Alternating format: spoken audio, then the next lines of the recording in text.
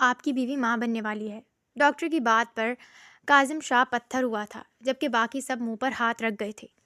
وہ دلہن بنی گھنٹہ بھر پہلے ہی تو رخصت ہو کر کاظم شاہ کے کمرے میں آئی تھی۔ پورے خاندان کی سب سے معصوم اور شریف لڑکی تھی۔ نصیب پھوٹ گئے ہمارے تو، نہ جانے کہاں منہ کالا کیا ہے۔ کاظم اسے اب بھی طلاق دے۔ کاظم شاہ کی ماں اچانک سر پیٹتی بولی۔ کاظم شاہ سرخ آنکھیں لیے غصے سے باہر نکل گیا۔ جب گھنٹوں بعد لوٹا تو کمرے میں قدم رکھتے پتھر ہو گیا۔ اس معصوم کا وجود نیلو نیل سوجا تھا۔ شاید حویلی کی عورتوں نے بہت مارا تھا۔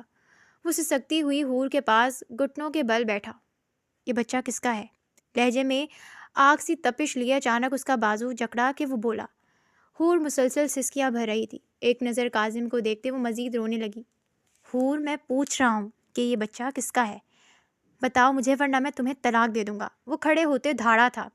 طلاق کا نام سنتے اس کا سسکیاں بھرتا وجود ساکت ہوا۔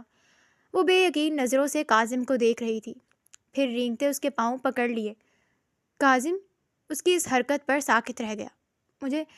مجھے طلاق مت دیجیے گا، وہ بے حد مدھم آواز میں بولی۔ کاظم اس کے سامنے دوبارہ بیٹھا۔ تو پھر بتاؤ کہ یہ بچہ کس کا ہے؟ وہ اسے دیکھتے بمشکل اپنے لہجے کو نارمل رکھتے ہوئے بولا۔ میں نہیں جانتی کاظم۔ کیا بکواس ہے یہ حور؟ وہ چیخا تھا۔ اس کا ضبط جواب دے رہا تھا۔ میں سچ کہہ رہی ہوں، میں نہیں جانتی کہ میرے ساتھ یہ سب کس نے کیا۔ وہ روتے ہوئے بولی۔ مجھے بس اتنا یاد ہے کہ 1 ماہ پہلے کوئی میرے کمرے میں زبردستی گھس آیا تھا۔ میں سچ میں نہیں جانتی کاظم۔ میں خود کو بچانے کی کوشش کی تھی لیکن نہیں بچا پائی۔ وہ بار بار اپنے آنسو صاف کر رہی تھی۔ اس کی بات سنتے کاظم خاموش ہوا۔ ادھر دیکھو حور، اور سچ بتاؤ، اگر تم سے گناہ ہوا ہے تو قبول کر لوں میں تمہیں معاف کر دوں گا۔ میں نے کوئی گناہ نہیں کیا، بس اس دن ایک غلطی کی تھی، کمرے کا دروازہ لاک نہ کرنے کی غلطی۔ اگر آپ کو یقین نہیں ہے تو میں اپنے اللہ کی قسم اٹھانے کو تیار ہوں، لیکن اس سب میں میری کوئی غلطی نہیں۔ میں تو یہ بھی نہیں جانتی کہ یہ سب کس نے کیا ہے۔ کاظم کو اب بھی اس پر یقین نہیں آ رہا تھا۔ تو تم سچ کہہ رہی ہو؟ حور نے روتے سر اس بات میں ہلایا۔ حور بی بی، تم یہ کہنا چاہ رہی ہو کہ میری حویلی میں کوئی باہر سے آیا اور تمہارے ساتھ زبردستی کرتے چلا بھی گیا اور کسی کو کانوں کان خبر بھی نہیں ہوئی؟ کاظم، میں سچ کہہ رہی ہوں، میں سچ میں کچھ نہیں جانتی۔ میری حویلی اس علاقے کی سب سے محفوظ جگہ ہے اور تم کہہ رہی ہو کہ یہاں اس حویلی میں رہتے کسی نے تمہارے ساتھ ایسا کیا؟ وہ اسے گھورتے بولا۔ حور خاموش ہو گئی۔ وہ شروع سے جانتی تھی کہ کوئی اس کی بات کا یقین نہیں کرے گا۔ میں اپنے بابا کی قسم اٹھاتے کہہ رہی ہوں کہ میں نے سب سچ کہہ رہی ہوں۔ وہ کاظم کو دیکھتے اسے یقین دلانے کی کوشش کرتے بولی۔ اس کی بات سنتے وہ چپ ہوا۔ اتنا تو سب جانتے تھے کہ حور کو اپنے بابا بہت عزیز تھے، وہ ان کی جھوٹی قسم نہیں کھائے گی۔ حور علی شاہ، اس حویلی میں بس 5 مرد ہیں، داجی، میرے بابا، چچا جان، میں اور ریحان۔ اب بتاؤ کہ ان میں سے کون تمہارے ساتھ ایسا کر سکتا ہے؟ میں یا ریحان؟ یا پھر تمہیں لگتا ہے کہ کسی بڑے نے ایسا کیا ہے؟ اس کی بات سنتے حور نے سر نفی میں ہلایا۔ تو پھر کون کر سکتا ہے ایسا تمہارے ساتھ، وہ بھی حویلی میں؟ اگر میں نے کیا ہوتا تو کیا میں تم سے شادی کرتا؟ تو پھر پیچھے بچا ہے ریحان، وہ مینٹلی انسٹیبل ہے، وہ ایسا کرے گا؟ میں نہیں جانتی کہ میرے ساتھ یہ سب کس نے کیا۔ کاظم زمین پر بیڈ کے ساتھ ٹیک لگاتے بیٹھا، ایک گھنٹنا فولڈ کرتے اس پر بازو رکھا۔ کب ہوا تمہارے ساتھ یہ سب؟ پچھلے مہینے کی 7 تاریخ کو۔ مطلب کہ اگست کی 7 کو۔ ٹھیک ہے، میں تلاشی شروع کرتا ہوں، لیکن اگر مجھے کوئی ایسا انسان نہ ملا جو 7 اگست کو حویلی آیا تھا تو سزا کی حقدار تم ٹھہرو گی۔ وہ زمین سے اٹھتے بولا۔ اور اگر وہ حویلی میں ہی ہوا تو؟ حور مدھم آواز میں بولی۔ کاظم 2 قدم ہی چلا تھا کہ اس کی آواز سنتے رک گیا۔ کوئی ملازم؟ وہ کاظم کے دیکھنے پر بولی۔ کسی ملازم میں اتنی جرأت نہیں کہ وہ حویلی کی عورت کے بارے میں ایسا سوچے۔ وہ بول کر واش روم میں بند ہو گیا۔ حور دوبارہ رونے لگی۔ پچھلے 1 ماہ میں وہ نہ جانے کتنی بار رو چکی تھی۔ یہ شاہ حویلی تھی، داجی اس علاقے کے سربراہ تھے، سارے فیصلے وہی کیا کرتے تھے۔ ان کے 3 بچے تھے، بڑا بیٹا انور شاہ، جن کا ایک بیٹا تھا کاظم شاہ، دوسری بیٹی تھی جن کی شادی دوسرے گاؤں کے سردار کے بیٹے حمید شاہ سے ہوئی، جس کو کافی عرصہ پہلے اس علاقے سے بے دخل کر دیا گیا تھا۔ اس کا ایک بیٹا تھا ریحان شاہ، جو کچھ عرصہ پہلے ایک حادثے میں سر پر چوٹ لگنے کی وجہ سے ذہنی توازن کھو چکا تھا۔ ریحان اپنے باپ کے بجائے اپنے نانا کے پاس رہا تھا۔ تیسرا بیٹا تھا علی شاہ، جن کی 2 بیٹیاں تھیں، بڑی بیٹی حور علی شاہ جس کی عمر 20 سال تھی، اس سے چھوٹی نور علی شاہ جو 17 سال کی تھی۔ علی شاہ اور ان کی بیگم کی کچھ عرصہ پہلے ڈیتھ ہو گئی تھی۔ ایک رات وہ دونوں اپنے کمرے میں مردہ پائے گئے تھے۔ ڈاکٹرز کے مطابق انہیں ہارٹ اٹیک آیا تھا۔ دونوں بہنوں کے کمرے ایک ساتھ تھے۔ جس رات حور کے ساتھ یہ سب ہوا اس رات کافی طوفان آیا تھا۔ اس طوفان اور اندھیرے میں کوئی جان ہی نہ پایا کہ اس حویلی کی ایک بیٹی کسی کی درندگی کا شکار ہو گئی ہے۔ اس حادثے کے بعد وہ نور کے کمرے میں شفٹ ہو گئی تھی۔ کسی کو بتانے کی ہمت نہیں تھی اس میں، لیکن اب وہ خود سب کی نظروں میں ایک گنہگار بن چکی تھی۔ فجر کی اذان سنتے حور اپنی جگہ سے اٹھی۔ رات روتے ہوئے گزری تھی۔ کاظم تھوڑی دیر پہلے مسجد چلا گیا۔ اپنے بیگ سے کپڑے نکالتے وہ واش روم میں بند ہو گئی۔ کچھ دیر بعد وہ وضو کرتے باہر آئی۔ اسی وقت دروازے پر دستک ہوئی۔ اسے لگا کہ شاید پھر تائی امی اور پھپھو آئی ہوں گی۔ وہ خوفزدہ ہوتے وہیں جم گئی۔ حور آپی، دروازہ کھولو، میں ہوں، نور۔ باہر سے نور کی آواز آئی۔ حور جلدی سے آگے بڑھی اور دروازہ کھولا۔ اسے اندر لاتے اس نے دوبارہ دروازہ لاک کر دیا۔ حور آپی، کیا آپ سچ میں؟ اس کی آنکھیں بھی سوجی ہوئی تھیں، جیسے وہ بھی رات کو روتی رہی ہو۔ حور نے سر اسبات میں ہلایا۔ لیکن کیسے؟ اس کی آنکھوں میں دوبارہ آنسو آ گئے۔ میں نہیں جانتی نور، مجھے کچھ نہیں معلوم۔ اس رات باہر بہت تیز بارش تھی، طوفان آیا تھا اور لائٹ بھی چلی گئی تھی۔ میں ڈر کر جلدی سے بستر میں گھس گئی۔ دروازہ لاک کرنا یاد ہی نہیں رہا، اور پھر کوئی کمرے میں آیا۔ اتنا کہتے وہ دوبارہ رونے لگی۔ نور نے اسے گلے لگایا۔ وہ دونوں قد میں ایک جتنی ہی تھیں۔ حور آپی، اب کیا ہوگا؟ کیا آپ کو سنسار کر دیا جائے گا؟ کیونکہ حویلی میں کوئی آپ کی بات کا یقین نہیں کرے گا۔ وہ خوفزدہ لہجے میں بولی۔ میں نے کاظم کو سب بتایا ہے۔ اس نے کہا کہ وہ اپنی تلاش شروع کرے گا، اور اگر اسے مجرم نہ ملا تو میں سزا کی حقدار ٹھہروں گی۔ آپی، اگر انہیں مجرم نہ ملا تو پھر جو اللہ کو منظور۔ تم نے نماز پڑھی؟ نہیں، ابھی پڑھنی ہے۔ چلو جاؤ، وضو کرو، پھر ایک ساتھ نماز پڑھتے ہیں۔ جی آپی، وہ بولتے واش روم کی طرف بڑھ گئی۔ نماز پڑھنے کے بعد سب مرد مردان خانے میں اکٹھے ہو گئے۔ یہ وہ کمرہ تھا جہاں جرگہ وغیرہ بلایا جاتا تھا۔ سربراہی کرسی پر داجی بیٹھے تھے۔ ان کے ساتھ انور صاحب بیٹھے تھے۔ ان کے ساتھ کامران صاحب بیٹھے تھے۔ کامران انوار کے کزن تھے اور شروع سے ہی حویلی میں رہا کرتے تھے۔ ان کی بیوی بچے کو جنم دیتے فوت ہو گئی تھی، اور بچہ بھی کچھ ہی دن بعد چل بسا۔ اس کے بعد سے انہوں نے کبھی شادی نہیں کی۔ دوسری طرف کاظم بیٹھا تھا۔ کاظم، حور کا کیا معاملہ ہے؟ داجی بولے۔ ان سب کے چہروں پر برہمی تھی۔ کاظم نے انہیں حور کی کہی پر ہر بات بتا دی۔ ایسا کیسے ہو سکتا ہے؟ ہماری حویلی میں کوئی باہر والا نہیں آ سکتا۔ وہ لڑکی جھوٹ بول رہی ہے۔ انور صاحب بولے۔ بابا، اس نے علی چاچو کی قسم اٹھائی ہے۔ لیکن کاظم، حویلی پر ہر وقت پہرا ہوتا ہے، کوئی کیسے اندر آ سکتا ہے؟ داجی بولے۔ داجی، کوئی ملازم۔ کاظم بولا۔ تم اچھے سے جانتے ہو کہ حویلی کے ملازم مرد ہمارے خاندانی ملازم ہیں۔ ان کے باپ دادا بھی یہی کام کرتے رہے ہیں، وہ ایسی گھٹیا حرکت نہیں کر سکتے۔ داجی بولے۔ داجی، ہمیں ایک دفعہ پھر حور سے بات کرنی چاہیے۔ کامران صاحب بولے۔ کیا بات چاچو؟ کاظم، اگر حور نے علی کی قسم اٹھائی ہے تو اس کا مطلب ہے کہ وہ جھوٹ نہیں بول رہی، اس لیے ہمیں اس سے تفصیلی بات کرنی ہوگی کہ اگر اسے اپنے مجرم کی کوئی ایک بات یا کوئی نشانی معلوم ہو تو بتائے، تاکہ ہم اس تک پہنچ سکیں۔ اور دوسری بات، داجی، اس معاملے میں کوئی گھر کا ملازم ضرور شامل ہے، ورنہ اندر کی مدد کے بغیر کوئی باہر سے اندر نہیں آ سکتا۔ ان کی بات میں دم تھا۔ ٹھیک ہے، میں پتہ کرواتا ہوں کہ کس نے غداری کی ہے اس حویلی کے ساتھ۔ داجی بولے۔ داجی، ہمیں اس بات کو چھپانا ہوگا، ورنہ جرگے میں حور کو سنسار کرنے کا فیصلہ ہی ہوگا، اور ہم سب یہ جانتے ہیں۔ انور صاحب بولے۔ بابا، اس کے ساتھ زیادتی ہوئی ہے، پھر اسے سنسار کیوں؟ کاظم بولا۔ کیونکہ جرگے والے حور کی قسم پر یقین نہیں کریں گے۔ اگر ہم اس کے مجرم کو نہ ڈھونڈ پائے یا ہمیں کوئی ایسی نشانی نہ ملی جو مجرم کا پتہ دے، تو جرگہ حور کو ہی مجرم ٹھہرائے گا۔ مجرم ہونے کی بنا پر اسے سنسار ہی کرنا پڑے گا۔ داجی بولے۔ لیکن یہ سب ٹھیک ہے داجی، میں دوبارہ حور سے بات کرتا ہوں اور جاننے کی کوشش کرتا ہوں کہ اسے کچھ یاد ہو۔ ہم اس مجرم کو ڈھونڈ لیں گے، کاظم بولا۔ کاظم جب کمرے میں آیا تو حور قرآن بند کر رہی تھی۔ وہ آتے اس کے برابر صوفے پر بیٹھا۔ حور گردن موڑے اسے دیکھنے لگی۔ اگر ہمیں تمہارا مجرم نہ ملا تو تم مجرم ٹھہرائی جاؤ گی، اور پھر کیا ہوگا تم جانتی ہو۔ سنسار، وہ زخمی سا مسکراتے ہوئے بولی۔ ہاں، اس لیے اس رات کے بارے میں اگر تمہیں اس انسان کے بارے میں کچھ بھی یاد ہے تو بتاؤ، کوئی ایک نشانی، کوئی ایسی بات جو ہمیں مجرم تک لے جائے۔ کمرے میں مکمل اندھیرا تھا کاظم۔ وہ نظریں جھکائے قرآن پاک کو دیکھتے بولی۔ اس کی بات سنتے کاظم نے گہری سانس لی۔ ٹھیک ہے، میں دیکھتا ہوں کہ اگر کوئی سراغ ملے تو۔ وہ بولتے اٹھ گیا۔ اللہ مدد کرنے والا ہے، وہ نم آنکھوں سے بڑبڑائی۔ نظریں اب بھی قرآن پر ہی تھیں۔ ناشتے کی ٹیبل پر سب موجود تھے سوائے ریحان کے۔ وہ اپنے کمرے میں ہی رہتا تھا۔ حویلی کے دوسرے پورشن کا سب سے آخری کمرہ ریحان کا تھا۔ وہ سارا دن وہیں رہتا تھا۔ حور کو وہاں دیکھتے راشدہ بیگم، کاظم کی ماں، دوبارہ غصے میں آ گئی۔ کاظم، یہ لڑکی یہاں کیا کر رہی ہے؟ اسے تو سنسار کر دینا چاہیے۔ یہ ابھی تک اس حویلی میں کیا کر رہی ہے؟ ماں، حور کے ساتھ زیادتی ہوئی ہے، وہ مجرم نہیں ہے۔ بلکہ مجرم کوئی اور ہے اور میں اسے ڈھونڈنے کی کوشش کروں گا۔ تب تک اس معاملے کی خبر حویلی سے باہر نہیں جانی چاہیے۔ کاظم، تم اس لڑکی کی بات کا یقین کر رہے ہو؟ اس کی پھپھو بولی۔ جی پھپھو، کیونکہ یہ میرے نکاح میں ہے، لیکن اس کی کوکھ میں کسی اور کا بچہ ہے، راشدہ بیگم پھنکاری۔ ماں، میں اس معاملے کی جانچ کر رہا ہوں، آپ پریشان نہ ہوں۔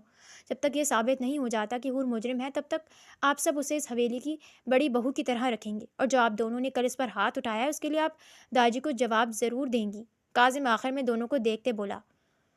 وہ دونوں حور کو گھورتے بیٹھ گئیں۔ اسی وقت کسی کا سیڑھیوں پر پڑتا ہیولا غائب ہو گیا۔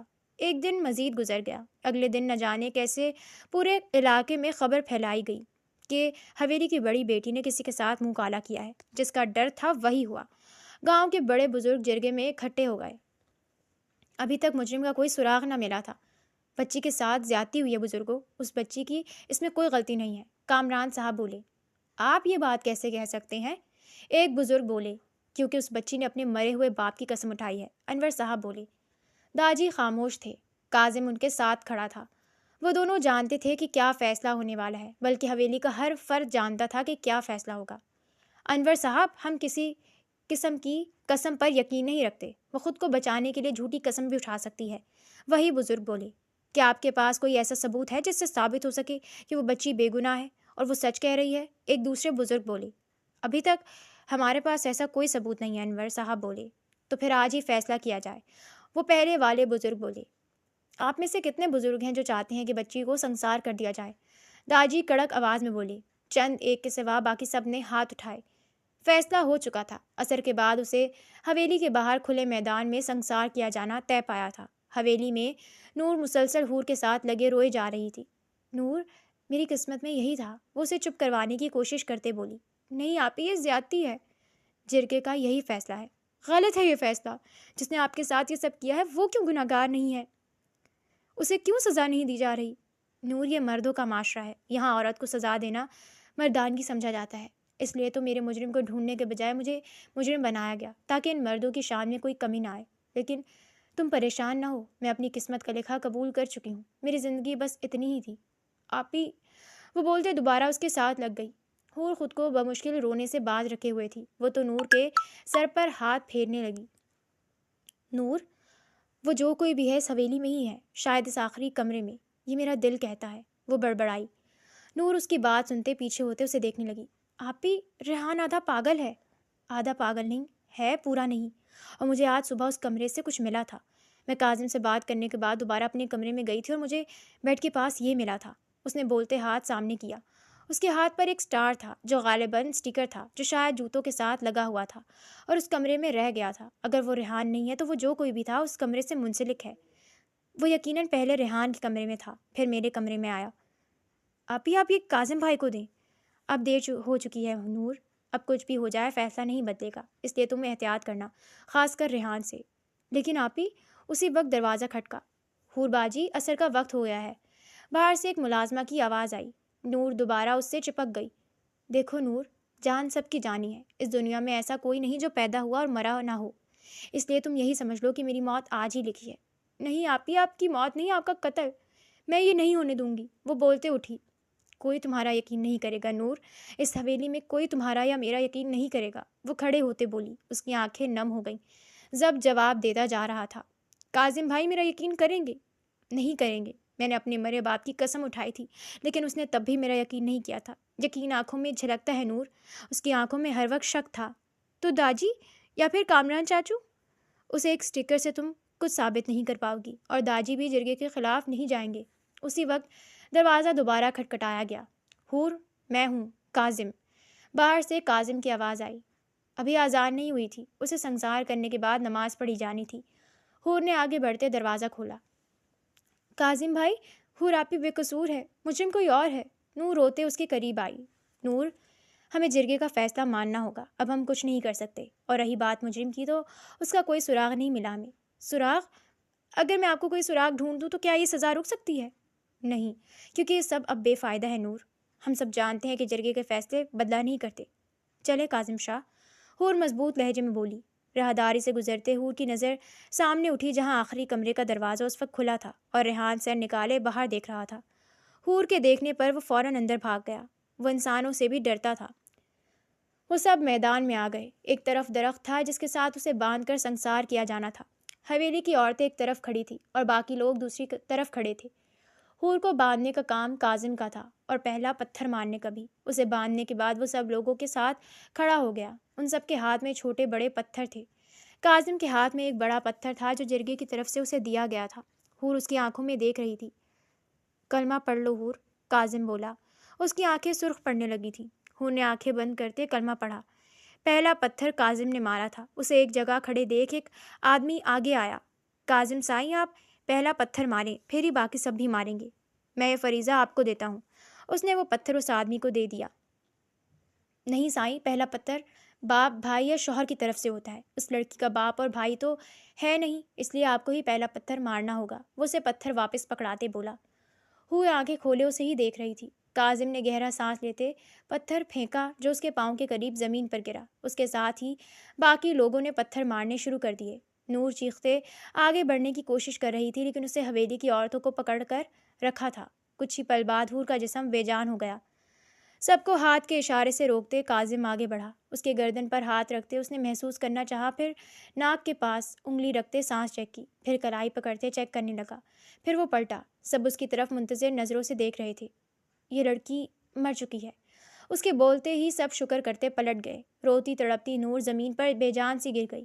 حویلی کی عورتیں بھی واپس پلٹ گئیں۔ میدان خالی ہوتے ہی کاظم پلٹا اور جلدی سے حور کو کھولنے لگا۔ سنسار کرنے کے بعد اس عورت کو یوں ہی دفنا دیا جاتا تھا اور کوئی اس کا جنازہ بھی نہیں پڑھاتا تھا۔ کھولتے اس نے ایک بار پھر گردن پر ہاتھ رکھتے اس کے زندہ ہونے کی تسلی کی اور اسے اٹھاتے گاؤں سے باہر چل پڑا جس طرف قبرستان تھا۔ قبرستان داخل ہوتے وہ کچھ لوگوں کی طرف بڑھا۔ سب تیار ہے؟ جی سائیں، میں حور بیگم کو ہاسپٹل لے جاؤں گا، آپ یہیں رہو ورنہ سب کو شک ہو جائے گا۔ ٹھیک ہے، اور احتیاط سے، وہ اسے ایک ٹرالی میں ڈالتے بولا۔ قبرستان میں دوبارہ جنازہ گاہ بنایا جا رہا تھا، اس لیے کسی کو شک نہ ہو۔ وہ حور کو ٹرالی میں ڈالتے لے جانے والا تھا۔ وہ آدمی سر ہلاتے ٹرالی لیے چلا گیا اور کاظم خالی قبر پر مٹی ڈالنے لگا۔ کچھ دیر بعد ٹریکٹر چلنے کی آواز آئی۔ اس ٹریکٹر کی ٹرالی میں ہی باقی کے سامان کے ساتھ حور کی ٹرالی بھی تھی۔ قبر پر مٹی ڈالنے کے بعد وہ قبرستان سے باہر نکلا۔ باہر ریحان کھڑا تھا۔ ریحان 24 سالہ لڑکا تھا، کاظم سے 2 سال چھوٹا۔ تم یہاں کیا کر رہے ہو؟ وہ حیران ہوا۔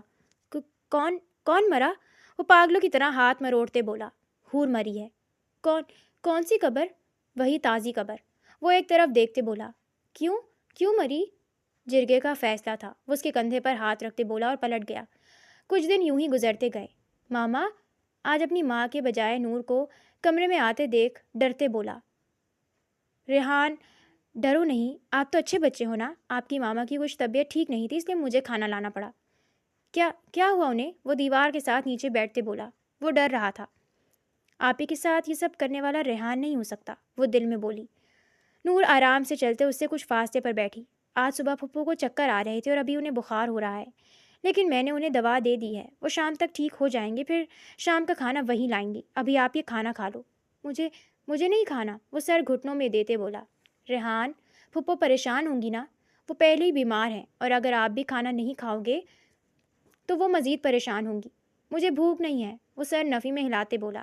تھوڑا سا کھا لو ورنہ تائی جان مجھے ڈانٹے گی کہ میں ایک کام بھی نہیں کر پائی، اس لیے پلیز تھوڑا سا کھا لو، وہ اسے منانے کی کوشش کرتے بولی۔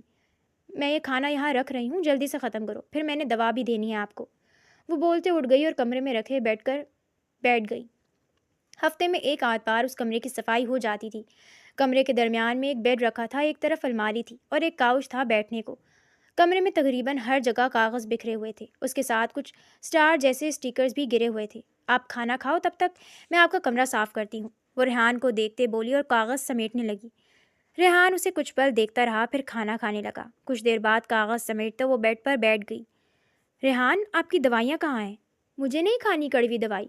دوائی کڑوی ہے لیکن ضروری بھی تو ہے نا، وہ اٹھتے سائڈ ڈراور چیک کرتے بولی۔ وہاں کچھ پیپرز رکھے تھے، انہیں اگنور کرتے وہ دوسرا ڈراور چیک کرنے لگی، وہ بھی خالی تھا۔ پھر گھومتے وہ دوسری طرف کی سائڈ پر آئی اور ڈراور چیک کرنے لگی۔ پہلی ڈراور میں اسے میڈیسن مل گئی۔ وہ بیڈ پر بیٹھتے دوائیاں دیکھنے لگی۔ ریحان کھانا کھاتے اسے ہی دیکھ رہا تھا۔ دوپہر والی دوائیاں نکالتے اس نے باقی دوائیاں واپس ڈراور میں رکھ دیں۔ وہ اب ریحان کو دیکھتے انتظار کرنے لگی تھی۔ کچھ دیر بعد اس نے کھانے کی ٹرے دور دھکیل دی۔ نور ایک ہاتھ میں دوائیاں لیتے دوسرے میں پانی کا گلاس پکڑتے ریحان کے سامنے بیٹھی۔ اب اچھے بچوں کی طرح یہ سب کھاؤ، وہ ہاتھ آگے کرتے بولی۔ مجھے نہیں کھانی، دوائی کڑوی ہے، لیکن اس سے آپ کی طبیعت ٹھیک رہتی ہے نا، اس لیے ضروری ہے۔ کچھ پل اسے دیکھتے رہنے کے بعد ریحان نے میڈیسن کھا لی۔ اسے پانی کا گلاس پکڑاتے وہ اٹھ گئی۔ آپ پریشان نہ ہونا، رات کا کھانا پھپھو ہی لائیں گی، وہ بولتے چلی گئی۔ ریحان اسے جاتا دیکھتا رہا۔ اگلے دن پھپھو کی طبیعت بگڑ گئی تھی، اس لیے انہیں ہاسپٹل لے جایا گیا تھا۔ گھر میں اس وقت اکیلی نور ہی تھی۔ وہ اپنے کمرے میں بیٹھی بال کھولنے لگی تھی جب اس کی نظر اپنی گردن پر پڑی۔ خالی گردن دیکھتے وہ چونکی، گردن پر ہاتھ مارتے چیک کرنے لگی، لیکن اس کا لاکٹ کہیں گر چکا تھا۔ وہ اپنا کمرہ چیک کرنے لگی، لیکن لاکٹ نہ ملا۔ وہ صبح سے جہاں جہاں گئی تھی وہاں دوبارہ دیکھنے لگی، لیکن لاکٹ نہ ملا۔ پھر ایک خیال آنے پر وہ ریحان کے کمرے کی طرف بڑھی۔ ریحان اس وقت کروٹ لیے سو رہا تھا۔ وہ خاموشی سے دروازہ کھولتے اندر داخل ہوئی، احتیاطاً دروازہ کھلا ہی چھوڑ دیا۔ پھر وہ خاموشی سے کمرہ چیک کرنے لگی۔ بیڈ کے پاس نظریں دوڑاتے وہ بیٹھی اور ڈرار کھولنے لگی۔ اسی وقت ریحان نے کروٹ بدلتے آنکھیں کھولیں۔ نور کو کمرے میں دیکھتے وہ فوراً اٹھ بیٹھا۔ اس کے چہرے پر خوف واضح تھا۔ ریحان ڈرو نہیں، میرا لاکٹ نہیں مل رہا، بس وہی ڈھونڈ رہی ہوں۔ پورا گھر دیکھ چکی ہوں لیکن میرا لاکٹ نہیں مل رہا، وہ روحاں سی ہوتی بولی۔ وہ لاکٹ اس کے لیے بہت خاص تھا۔ لاکٹ؟ ریحان بولا۔ ہاں، وہ گلے میں پہنتے ہیں، پتہ نہیں کہاں گر گیا ہے۔ اس کی بات سنتے ریحان نے جلدی سے اپنے تکیے کے نیچے سے ایک لاکٹ نکالا۔ یہ؟ وہ سامنے کرتے بولا۔ لاکٹ دیکھتے اس کی سانس میں سانس آئی۔ میں یہی ڈھونڈ رہی تھی، وہ بولتے گھومتے اس کی طرف آئی، پھر ہاتھ آگے بڑھایا۔ ریحان نے وہ لاکٹ اسے دے دیا۔ کہاں سے لیا؟ وہ لاکٹ کی طرف اشارہ کرتے بولا۔ نور بے اختیار مسکرائی۔ کسی نے دیا ہے۔ وہ لاکٹ کو ہاتھوں میں کسی قیمتی شے کی طرح پکڑے ہوئے تھی۔ کس نے؟ کسی کو بتاؤ گے تو نہیں؟ وہ بولی۔ ریحان نے سر نفی میں ہلایا۔ ایک لڑکا ہے دوسرے گاؤں کا، اس نے مجھے کالج جاتے دیکھا تھا، پھر مجھے یہ لاکٹ دیا اور کہا کہ جب میں 18 کی ہو جاؤں گی تو وہ اپنا رشتہ بھیجے گا۔ اگلے ہفتے میں 18 کی ہو جاؤں گی، پھر میری اس سے شادی ہو جائے گی۔ ریحان نے سر ہلایا۔ مطلب ایک ہفتے بعد تمہاری شادی ہے؟ نہیں، ابھی نہیں، ابھی تو وہ رشتہ لائے گا، پھر شادی ہوگی۔ کیا نام ہے اس کا؟ مجھے دکھاؤ گی اسے؟ نام اس کا سلطان ہے اور اس کی کوئی تصویر نہیں ہے میرے پاس۔ ہم کبھی کبھی ہی ملتے ہیں، ملتے بھی کہاں، بس دور سے ایک دوسرے کو دیکھتے ہیں۔ ریحان نے مسکراتے تالیاں بجائیں۔ کسی کو بتانا مت، ورنہ گھر میں مسئلہ ہو جائے گا۔ میں نہیں بتاؤں گا۔ ٹھیک ہے، وہ بولتے جانے لگی جب وہ پلٹی۔ ریحان، آپ نے رات کو دوائی نہیں کھائی تھی؟ کھائی تھی، تو پھر وہاں ایک گولی کیوں رکھی ہوئی ہے؟ وہ بیڈ کے دوسرے جانب اشارہ کرتے بولی۔ اپنی چوری پکڑے جانے پر ریحان نے سر جھکا لیا۔ دوائیاں کڑوی ہوتی ہیں لیکن ہمارے بھلے کے لیے ہوتی ہیں، اس لیے آئندہ کے بعد دوائی پھینکنا مت، بلکہ میں پھپھو کو بھی کہوں گی کہ جب تک آپ دوائی نگل نہ لو وہ جایا نہ کریں۔ امی کو مت بتانا، وہ ماریں گی۔ پھر وعدہ کرو کہ آئندہ کے بعد دوائی پھینکو گے نہیں۔ وعدہ۔ اور یاد رکھنا، اچھے بچے وعدہ توڑتے نہیں ہیں، وہ ہلکا سا مسکراتے ہوئے بولی۔ ریحان نے سر اسبات میں ہلایا۔ پھر نور واپس اپنے کمرے میں آ گئی۔ ہاسپٹل کے اس پرائیویٹ روم میں حور لیٹی تھی۔ اس کے ہاتھ پر ڈرپ لگی تھی اور ماتھے پر پٹی بندھی تھی۔ اس کی طبیعت اب ٹھیک تھی۔ جب اسے ہاسپٹل لایا گیا تھا تب اس کی کنڈیشن بچہ ضائع ہونے کی وجہ سے کافی کرٹیکل ہو گئی تھی، لیکن اب وہ ٹھیک تھی۔ اسی لمحے کمرے کا دروازہ کھلا اور کاظم اندر داخل ہوا۔ اب کیسی طبیعت ہے؟ وہ اس کے پاس رکھی چیئر پر بیٹھتے بولا۔ ٹھیک ہوں، وہ مدھم آواز میں بولی۔ کہیں درد تو نہیں ہو رہا؟ نہیں، نرس نے پین کلر دی تھی، اب آرام ہے مجھے۔ اچھا، کچھ کھاؤ گی؟ نہیں، وہ سر نفی میں ہلاتے ہوئے بولی۔ کاظم، آپ نے مجھے کیوں بچایا؟ کیونکہ مجھے تم پر یقین تھا، تمہارے ساتھ غلط ہوا تھا، پھر تمہیں کیوں سزا ملتی، اس لیے مجھے پہلا پتھر نہیں مار سکے، لیکن میں تمہیں بچا بھی نہیں پایا۔ آپ مجھے بچا چکے ہیں کاظم، آپ کا احسان ہے مجھ پر۔ بیوی کو بچانا فرض تھا میرا۔ آپ کو کچھ پتہ چلا میرے مجرم کے بارے میں؟ مجھے کسی پر شک ہے۔ ریحان پر؟ حور کی بات سنتے کاظم حیران ہوا۔ مجھے بھی ریحان پر ہی شک ہے۔ جس دن مجھے سنسار کیا جانا تھا اس دن مجھے میرے کمرے سے ایک سٹیکر ملا تھا۔ اس حادثے کے بعد میں نور کے کمرے میں شفٹ ہو گئی اور کبھی اپنے کمرے میں نہیں گئی۔ میں اور نور اپنے کمروں کی خود صفائی کرتی ہیں، اس لیے کوئی ملازمہ بھی اس کمرے میں نہیں گئی تھی، لیکن ابھی مجھے پورا یقین نہیں ہے کہ وہ ریحان ہی تھا یا کوئی اور، یا تو وہ خود ریحان تھا یا پھر اس انسان کو ریحان جانتا ہے۔ حور بولی۔ میں ڈھونڈ لوں گا اسے، تم فکر نہ کرو۔ نور کیسی ہے؟ کیا اسے میرے زندہ ہونے کا علم ہے؟ نہیں، تمہارے زندہ ہونے کا علم صرف مجھے اور میرے ایک خاص آدمی کو ہے۔ نور کو بھی بتا دیں، ورنہ وہ یوں ہی روتی رہے گی۔ ایک دفعہ تم ہاسپٹل سے ڈسچارج ہو جاؤ پھر بتاؤں گا اسے۔ ٹھیک ہے۔ اگلے 2 دن سکون سے گزرے، جب حویلی میں پھر ہنگامہ برپا ہو گیا۔ پورے علاقے کو علم ہو گیا تھا کہ نور کا ساتھ والے کسی گاؤں کے لڑکے سلطان سے چکر ہے۔ آج پھر جرگہ بیٹھایا گیا تھا۔ کاظم وہاں نہیں تھا۔ کچھ ہی دیر بعد نور کو بلایا گیا۔ نور، کیا یہ افواہ سچ ہے کہ کسی گاؤں کے ایک لڑکے کے ساتھ تمہارا چکر ہے؟ داجی بولے۔ جی داجی، یہ سچ ہے۔ نور پورے اعتماد انداز میں بولی۔ اس کی بات سنتے جرگہ خاموش ہو گیا۔ نور کی بغاوت کی سزا ہے کہ اس کی شادی میرے پاگل پوتے ریحان سے ہوگی۔ لیکن داجی میں گھر سے نہیں بھاگی، بلکہ سلطان میرا رشتہ لائے گا، تو پھر بغاوت کیسی ہوگی؟ وہ احتجاجاً بولی۔ لڑکی، یہ بغاوت ہی ہے، اس لیے جرگے کا فیصلہ ہی مانا جائے گا۔ ایک بزرگ بولے۔ غلط فیصلہ کرتے ہیں آپ سب۔ پہلے میری بہن کے مجرم کو ڈھونڈنے کے بجائے اسے مجرم بنا دیا گیا، اور اب مجھے اس گناہ کی سزا دینے ہیں جو میں نے کیا ہی نہیں۔ تمہارا نکاح آج ہی دوپہر 12 بجے ریحان سے کیا جائے گا، داجی بولے۔ داجی، میں جرگے کا فیصلہ نہیں مانوں گی، وہ مضبوط لہجے میں ان کی آنکھوں میں دیکھتے بولی۔ سب معززین اس کی بات پر آگ بگولا ہو گئے۔ سردار، یہ لڑکی باغی ہو چکی ہے، اس لیے ابھی ہی نکاح کرتے ہیں۔ اس وقت صبح کے 9 بج رہے تھے۔ میرا پوتا کاظم کسی کام سے شہر گیا ہے، اس کے آنے کا انتظار کرنا چاہیے۔ سردار، کاظم سائی نے نکاح نہیں کروانا، اس لیے اگر اس کی سزا میں تغیر کی تو یہ لڑکی اپنی حد پار کر دے گی۔ دوسرے بزرگ بولے۔ میں اپنی حدود اچھے سے جانتی ہوں۔ ٹھیک ہے، نکاح خواہ کو بلایا جائے۔ داجی اس کی بات کاٹتے بولے۔ لیکن داجی، نور چیخی۔ بس نور، فیصلہ ہو چکا۔ میرا نکاح اپنی مرضی سے کر رہے ہیں آپ، لیکن یاد رکھیے گا سب کا جینا حرام کر دوں گی۔ اپنی بربادی اور میری بہن کے قتل کرنے کے جرم میں آپ سب کو قیامت کے روز پکڑوں گی میں۔ اے لڑکی، تمہاری بہن کوئی شریف لڑکی، وہ شریف ہی تھی، اس کے ساتھ زیادتی ہوئی تھی، اس کو کسی نے اپنی درندگی کا نشانہ بنایا تھا، لیکن آپ سب نے اس مجرم کو بچایا اور میری شریف بہن پر الزام لگاتے اسے سنگسار کر دیا۔ وہ ان کی بات کاٹتے روتے ہوئے بولی۔ اس کی بات سنتے سب چپ ہو گئے۔ داجی کے اشارے پر ایک ملازمہ آگے بڑھی اور نور کو کھینچتے لے جانے لگی۔ نکاح خواہ کو بلایا جائے، داجی بولے۔ کچھ ہی دیر بعد اس کا نکاح ریحان سے ہو چکا تھا۔ وہ بیڈ پر بیٹھی مسلسل رو رہی تھی۔ اس کے کمرے کا کچھ سامان جیسے صوفہ اور ڈریسنگ ٹیبل ریحان کے روم میں شفٹ کر دیا گیا تھا۔ ریحان صوفے پر بیٹھے اسے خوفزدہ نظروں سے دیکھ رہا تھا۔ نور، میں نے کسی کو نہیں بتایا، وہ خوفزدہ لہجے میں بولا۔ نور خاموشی سے روتی رہی۔ کچھ پل بعد پھپھو اس کے کمرے میں آئی۔ بد کردار، بے حیا لڑکی، اپنے شوہر کے سامنے اپنے عاشق کے لیے آنسو بہا رہی ہو؟ وہ اسے دیکھتے زہریلے لہجے میں بولی۔ ہاں، بہا رہی ہوں، کیا کر لیں گے آپ؟ وہ آنسو پوچھتے چیخی تھی۔ پھپھو نے آگے بڑھتے اسے تھپڑ مارنا چاہا، جب نور نے کھڑے ہوتے ان کا ہاتھ پکڑ لیا۔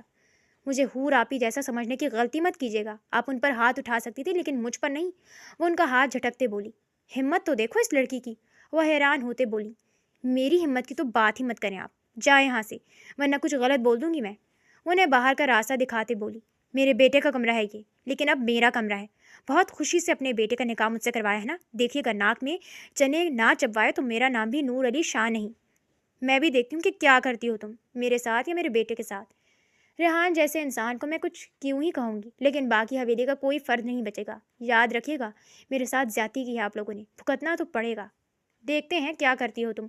وہ بولتے باہر چلی گئی۔ نور واپس بیٹھ گئی۔ تم کیا کرو گی نور؟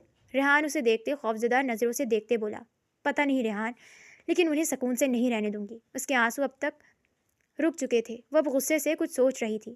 تمہیں اپنے کمرے میں جانا ہے تو چلی جاؤ، مجھے کوئی مسئلہ نہیں ہے۔ میرا سارا سامان یہ لوگ اس کمرے میں منتقل کر چکے ہیں، اور اگر میں اس کمرے سے گئی تب بھی واپس یہیں آنا پڑے گا۔ تم نے سلطان کو بتایا؟ نہیں، کیونکہ ہماری بات ہی نہیں ہوتی نا، اس لیے۔ لیکن اس تک بھی یہ خبر پہنچ ہی گئی ہوگی۔ پہلے تو مجھے یہ جاننا ہے کہ یہ خبر پھیلائی کس نے؟ وہ ریحان کو دیکھتے بولی۔ میں نے کسی کو نہیں بتایا، سچ میں۔ وہ دونوں ہاتھ نفی میں ہلاتے بولا۔ میں جانتی ہوں کہ تم نے کسی کو نہیں بتایا ہوگا، اگر تم بتاتے تو سب سے پہلے حویلی میں یہ بات پھیلتی، جبکہ پہلے علاقے والوں کو علم ہوا، اس کا مطلب کہ یہ بات باہر سے پھیلی ہے۔ ریحان نے سر اس بات میں ہلایا۔ اسی وقت راشدہ بیگم کمرے میں داخل ہوئی۔ نور، آج سے حویلی کی کچن تمہارے حوالے ہے، اس لیے اٹھو اور سب کے لیے کھانا بناؤ، یہی تمہاری سزا ہے۔ راشدہ بیگم اسے گھورتے بولی۔ تو آپ مجھ سے کام کروائیں گی؟ وہ انہیں دیکھتے تنزیہ بولی۔ ہاں، تو پھر کروا کر دکھائیں، میں کسی کام کو ہاتھ نہیں لگاؤں گی۔ تو پھر تمہیں کھانا نہیں ملے گا۔ جو کھانا ریحان کے لیے آتا ہے میں وہ کھا لیا کروں گی، اب پھپھو اپنے بیٹے کو تھوڑی مرنے دیں گی، تو اسے بھی کھانا مل جایا کرے گا۔ وہ انہیں دیکھتے بولی۔ راشدہ بیگم نے مٹھیاں بھیجی۔ نور بی بی، تمہاری شادی سزا کے طور پر ہوئی ہے، اس لیے زیادہ خوش فہم ہونے کی ضرورت نہیں ہے۔ جانتی ہوں، اچھے سے جانتی ہوں، خوش فہم میں تب ہوتی جب میری شادی سلطان سے ہوتی، لیکن اب مجھے کسی قسم کی کوئی خوش فہمی نہیں ہے۔ وہ کہتے بیڈ پر لیٹ گئی، جیسے کہنا چاہ رہی ہو کہ مجھ سے کام کروا کر دکھائیں۔ راشدہ بیگم اسے گھورتے کمرے سے چلی گئی۔ مردان خانے میں اس وقت گھر کے مرد ہی موجود تھے۔ کاظم غصے سے بھرا بیٹھا تھا۔ آپ نے میرا انتظار کیوں نہیں کیا داجی؟ اور نور نے کوئی بغاوت نہیں کی تھی، پھر اس کا نکاح کیوں کروایا ریحان سے؟ وہ کسی دوسرے گاؤں کے لڑکے کو پسند کرتی تھی، تو داجی وہ گھر سے تو نہیں بھاگی تھی نا، بلکہ خاموشی سے انتظار کر رہی تھی اس کا کہ وہ عزت سے رشتہ بھیجے گا۔ کاظم، یہ جرگے کا فیصلہ ہے، داجی یہ کیسا انصاف تھا؟ نور نے کبھی اس سے بات نہیں کی، وہ کبھی اس سے ملی نہیں، پھر بھی کاظم، جو ہونا تھا وہ ہو چکا، اب ختم کرو اس بحث کو، انور صاحب بولے۔ کاظم غصے سے وہاں سے چلا گیا۔ دن تیزی سے گزرنے لگے۔ پہلے پہل تو ریحان نور ریحان کے ساتھ کمرے میں ہی کھانا کھاتی تھی، پھر وہ نیچے ڈائننگ ٹیبل پر کھانا کھانے لگی۔ حور کو ہاسپٹل سے ڈسچارج کر دیا گیا تھا 2 دن پہلے ہی۔ کاظم نے شہر میں ہی ایک اپارٹمنٹ لے لیا تھا۔ ماڈرن طرز پر بنا یہ اپارٹمنٹ 2 بندوں کے لحاظ سے کافی کھلا تھا۔ کاظم لاؤنج میں بیٹھا ہوا تھا۔ حور ٹرے میں 2 پلیٹیں رکھے اس کے برابر بیٹھی۔ اس نے پاستا بنایا تھا۔ کاظم مسکرایا۔ نور کیسی ہے؟ اسے بھی جرگے کا علم ہو چکا تھا۔ تب سے وہ خوفزدہ تھی۔ وہ ٹھیک ہے، ریحان نے ابھی تک اسے کوئی نقصان نہیں پہنچایا، لیکن کب تک؟ وہ کبھی نہ کبھی تو اسے نقصان پہنچائے گا۔ کیا آپ کو کوئی ثبوت نہیں ملا؟ ہاں ملا تو ہے، بیڈ پر سے DNA کے سیمپلز لیے تھے، جیسے ہی رپورٹس آتی ہیں سب سچ کھل جائے گا۔ ٹھیک، وہ پلیٹ اسے پکڑاتے بولی۔ ایک دفعہ مجھے تمہارے مجرم کا کنفرم علم ہو جائے پھر تمہیں واپس حویلی لے جاؤں گا، لیکن تب تک ہمیں سب سے چھپانا ہوگا کہ تم زندہ ہو۔ ٹھیک ہے، میں بس نور کے لیے پریشان ہوں۔ پریشان ہونے سے مسئلے کا حل نہیں نکلتا، اس لیے دعا کرو کہ وہ ٹھیک رہے۔ میری اب ہر وقت یہی دعا کرتی ہوں کاظم کہ وہ ٹھیک رہے، ریحان اسے کوئی نقصان نہ پہنچا پائے۔ ایسا ہی ہوگا، تم تسلی رکھو، بس 1-2 دن تک رپورٹس آ جائیں گی۔ ٹھیک ہے۔ 25 دن بعد نور کھانا لیے کمرے میں داخل ہوئی۔ کچھ دنوں سے ریحان میں تبدیلی آ رہی تھی، ایک انجانی سی تبدیلی۔ ریحان، کھانا کھا لیں۔ اس کی آواز سنتے ریحان بری طرح چونکا۔ کیا بات ہے ریحان؟ ہمارے نکاح کو 1 ماہ ہونے والا ہے، لیکن آپ اب بھی مجھ سے ڈرتے ہیں؟ ریحان کچھ نہ بولا، وہ کافی کمزور لگ رہا تھا۔ نور اس کے ساتھ زمین پر بیٹھتے اسے اپنے ہاتھ سے کھانا کھلانے لگی۔ سارا کھانا کھلانے کے بعد اس نے پانی کا پورا گلاس اسے پلایا۔ گڈ بوائے، میڈیسن سے آپ جلد ٹھیک ہو جائیں گے، اس کے چہرے پر ہاتھ رکھتے بولی۔ کھانا کھا لیا ریحان نے؟ ہاں جی۔ ٹھیک ہے۔ پھپھو ریحان کی حالت دیکھتے افسردہ تھی۔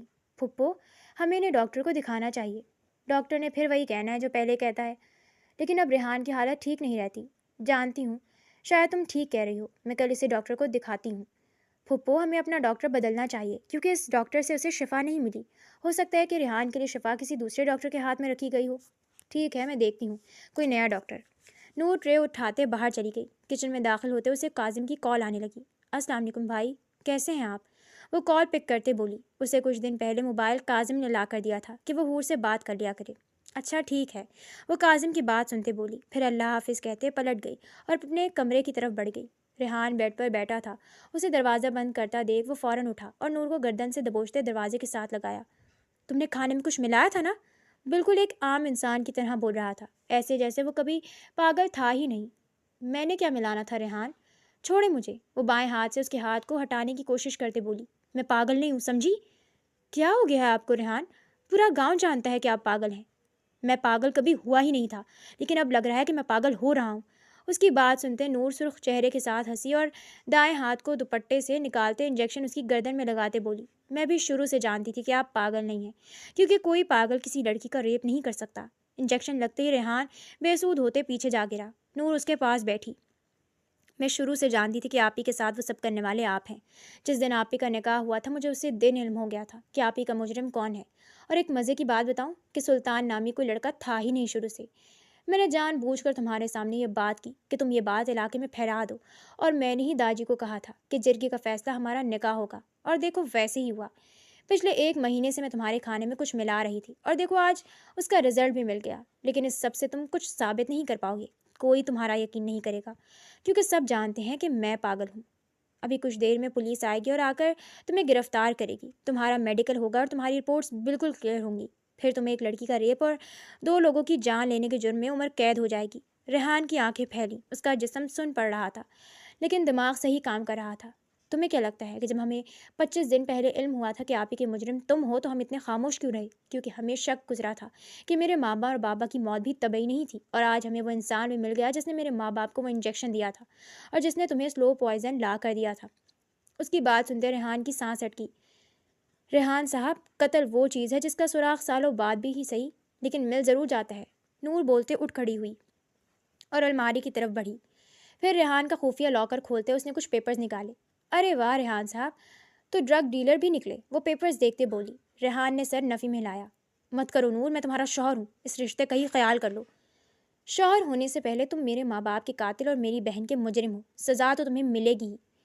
रेहान शदीद सदमे में था। वो सोच भी नहीं सकता था कि वो एक 18 साल लड़की से धोखा खाएगा और उसे इस तरह मात होगी। कुछ ही देर बाद हवेली में पुलिस आ गई। काजिम, ये पुलिस क्यों है यहाँ? अनवर साहब बोले। क्योंकि हमारी हवेली में एक मुजरिम है। वो उन्हें जवाब देते ऑफिसर की तरफ पलटा। सिवाय दाजी के सबके चेहरों पर परेशानी थी।